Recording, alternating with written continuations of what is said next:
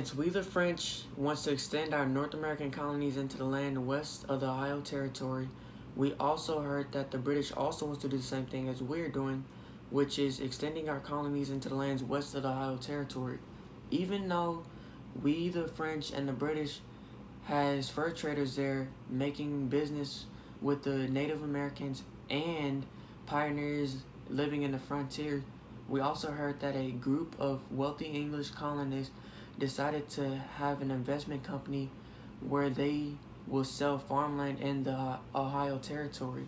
We must not make this happen because we know that we have exclusive rights to the land, but not just only that, but our explorers was there first before the British and the wealthy English colonists. So our plan for the English colonists is to force them out and to capture several other trading posts, and not just that, but destroying an Indian village where it is supporting the English traders.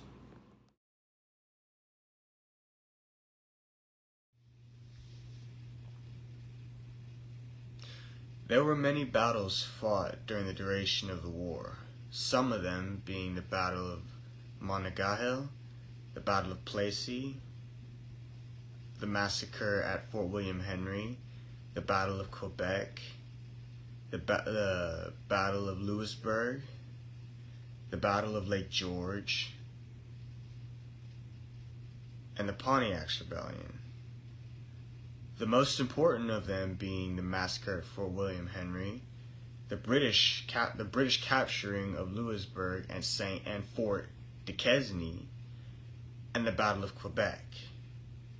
In the massacre at Fort William Henry, after both the British and the French and the French's Indian allies were fighting each other, and with Britain's defenses being breached and overwhelmed, the one commanding the British defenses, Monroe, attempted to negotiate with the commander of the French army, with the terms of surrender being that the British and their camp followers could leave the fort, however under military escort, and they had to live in a series of trenches for a little while before they could leave. Now, once the British left, and the Indians entered in, they began systematically butchering the wounded and the sick that had been left behind by the British, and launching attacks on largely defenseless British columns, dragging away those who resisted them, killing them, and scalping them.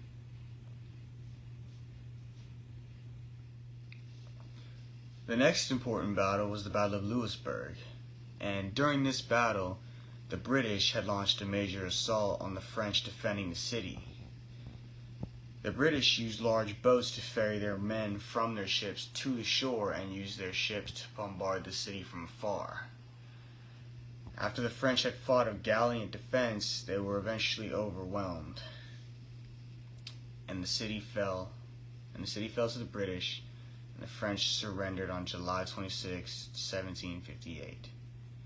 Now, the last important battle was the Battle of Quebec, and it was fought on December 31st, 1775, between American Continental Army forces and British defenders of the city. The commanding officer, Benedict Arnold, despite being outnumbered 3-1, and despite freezing, subhuman conditions, still laid siege to the city, but quickly realized that the siege could not be maintained, and quickly drew up preparations to withdraw from the area. The Americans were soon driven out of the area by counterattacks from the British defenders, and suffered major casualties, including a general dead and one gravely wounded. So here we are at the end of the movie. Hi, my name is Logan, and I will be explaining what happened at the end of the French and Indian War. So after 7 years of fighting, the British won. They now can take control of the Ohio River Valley, and can expand their territories in the new world of North America. But the war left England in massive debt, which led to crazy taxation on paper, documents, playing cards, and other items just to pay off the debts from the war. There were also a lot of other effects from the war, such as when the French lost the war, they also lost all of their North American possessions. But the French and the British weren't the only ones that had negative effects from the war. The Native Americans also had negative effects from the war. They were forced to leave their territories once the British expanded. So the French and the British in the war were both using the flintlock muskets, and just like this, it's not a real gun, it's a BB gun, and it's like a single shot.